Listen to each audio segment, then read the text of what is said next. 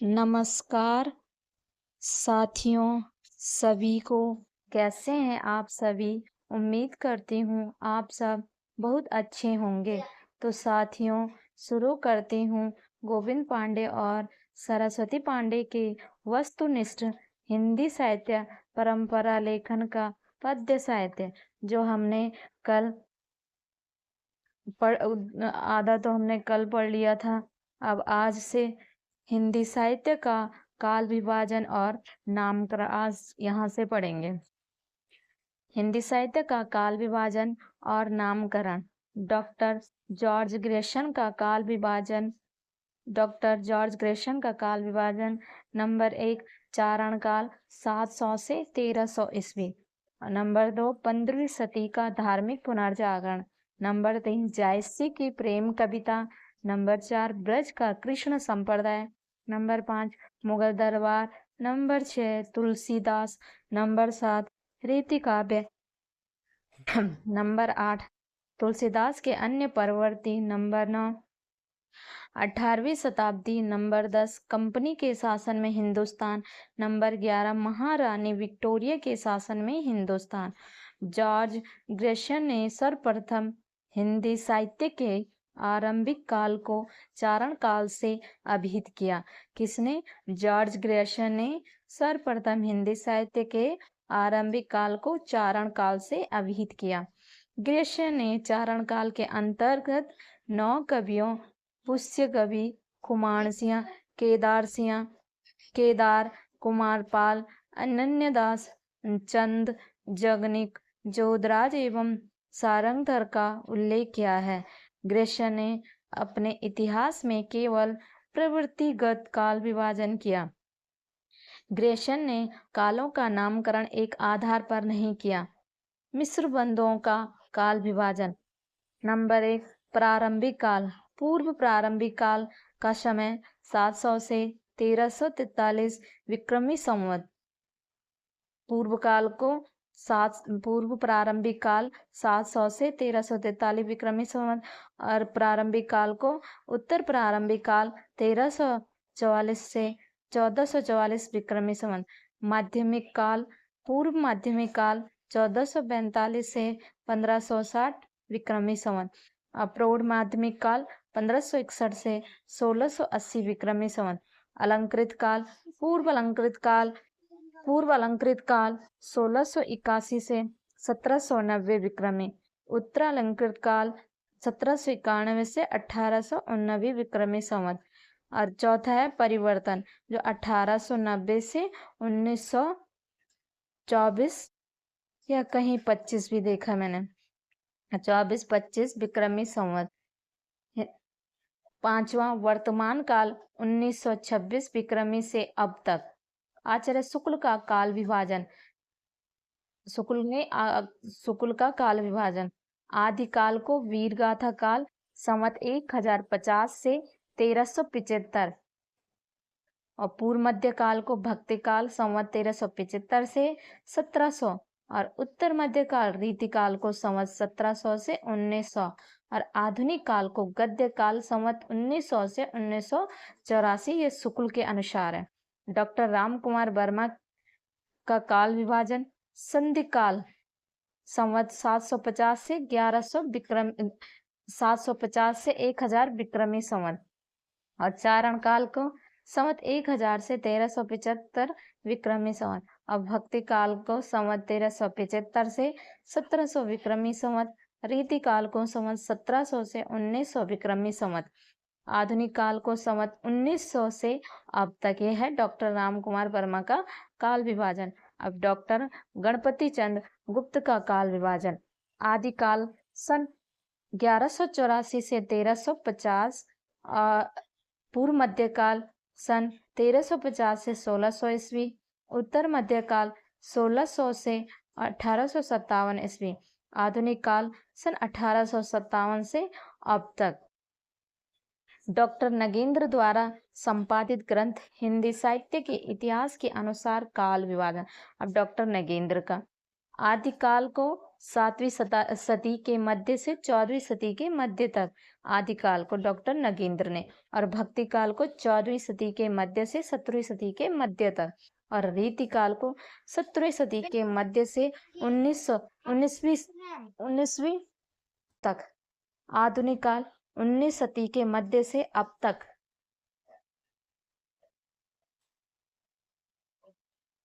और पुनर्जागरण काल भारतेंदु काल 1857 से 1900 ईस्वी, जागरण सुधार काल द्विवेदी काल 1900 से 1918, और छायावाद काल 1918 से छायावाद काल 1918 से 1938 ईस्वी, और छाया उदोत्तर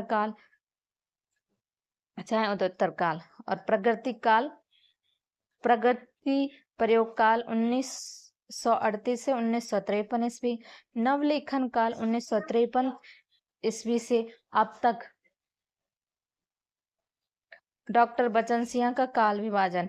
अपभ्रंश काल, डॉक्टर बचन सिंह ने आदिकाल को अपभ्रंश काल और भक्ति काल सन 1400 से 1650 और रीति काल 1650 से 1857 और आधुनिक काल सन 1857 से अब तक ये वचन के अनुसार है।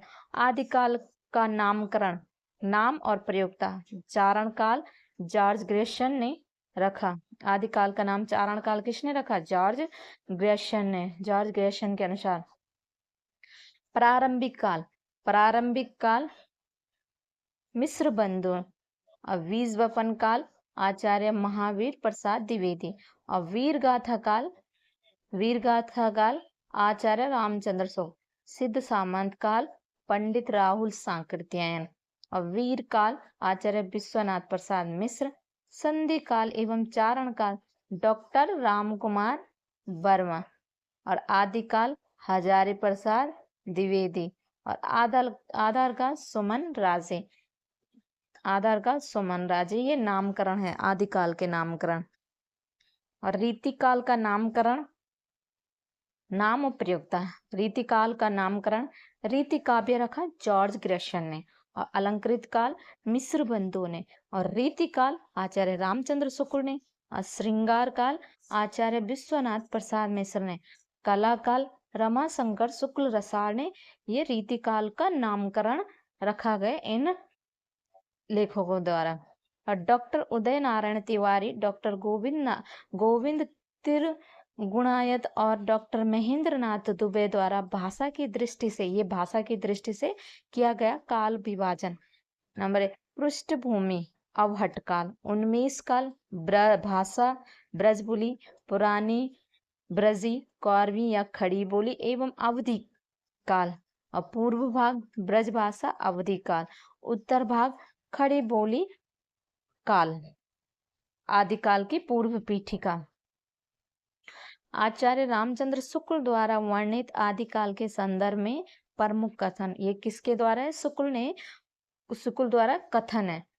प्राकृत की अंतिम अपभ्रंश अवस्था से ही हिंदी साहित्य का आविर्भाव माना जा सकता है।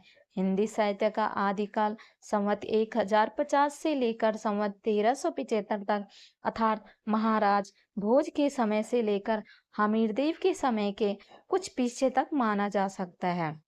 राजाश्रित कवि और चारण जिस प्रकार नीति, श्रृंगार आदि के फुटकर दोहे राज सभाओं में सुनाया करते थे, उसी प्रकार अपने आश्रयदाता राजाओं के पराक्रम पूर्ण चरितों या गाथाओं का वर्णन भी किया करते थे।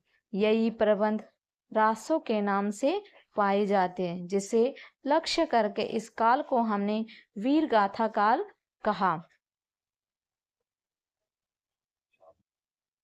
अपभ्रंश नाम पहल बल्लभी के राजा धारसेन द्वितीय के शिलालेख में मिलता है। अपभ्रंश नाम पहले बल्लभी के राजा धारसेन द्वितीय के शिलालेख में मिलता है। ये किसने कहा? शुक्ल ने, जिसमें उसने अपने पिता गुहुसेन विक्रमी संवत 650 के पहले को संस्कृत, प्राकृत और अपभ्रंश तीनों का कवि कहा है।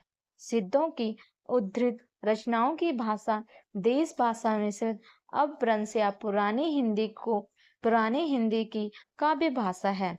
पुरानी हिंदी की व्यापक काव्य भाषा का ढांचा सौरसेनी प्रसूत अपभ्रंश अर्थात ब्रज और खड़ी बोली पश्चिमी हिंदी का था।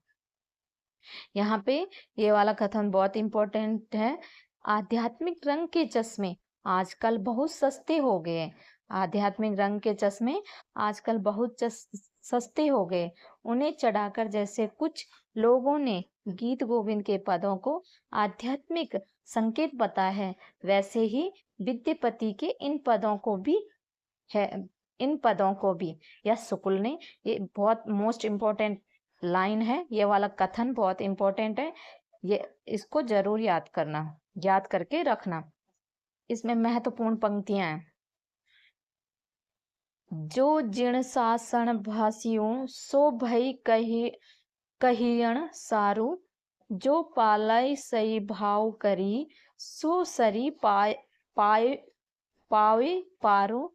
ये देवसेन की श्रावकाचार से।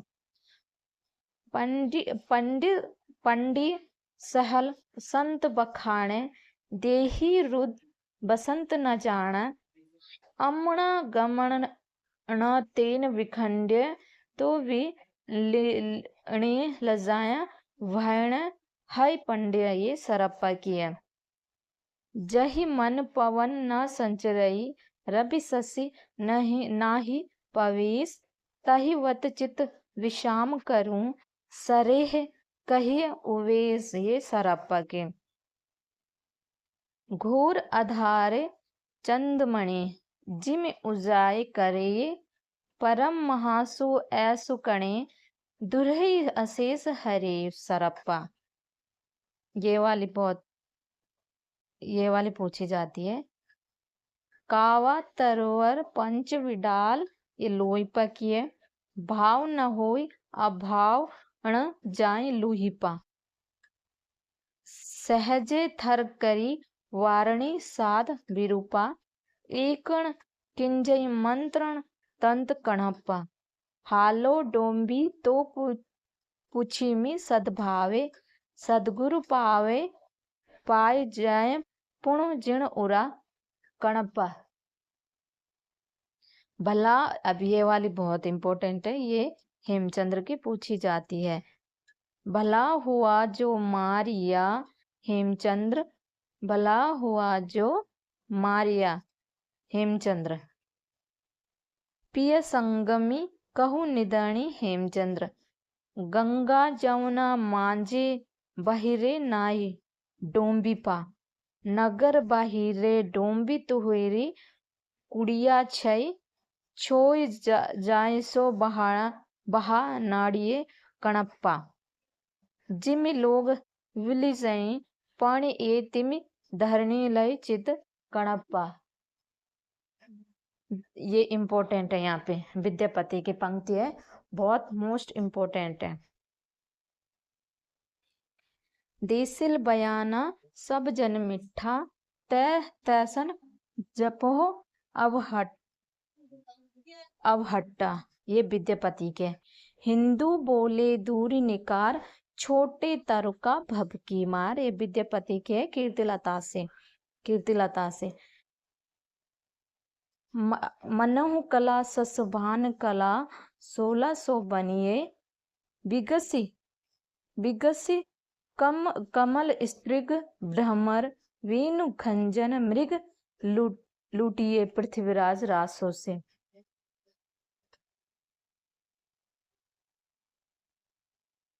बजई घोर निशान रान चौहान चौदिस, पृथ्वीराज रासों से है।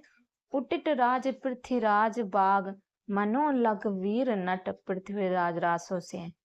12 बरिस ले कुकर जिए ओ 13 लौ जिए सियार, बरिस 18 छत्री जिए आगे जीवन को धिक्कार। ये लाइन पूछी जाती है, इनको याद रख लेना। एक थाल मोती से भरा अमीर खुसरो, एक नार ने अचरज किया अमीर खुसरो की।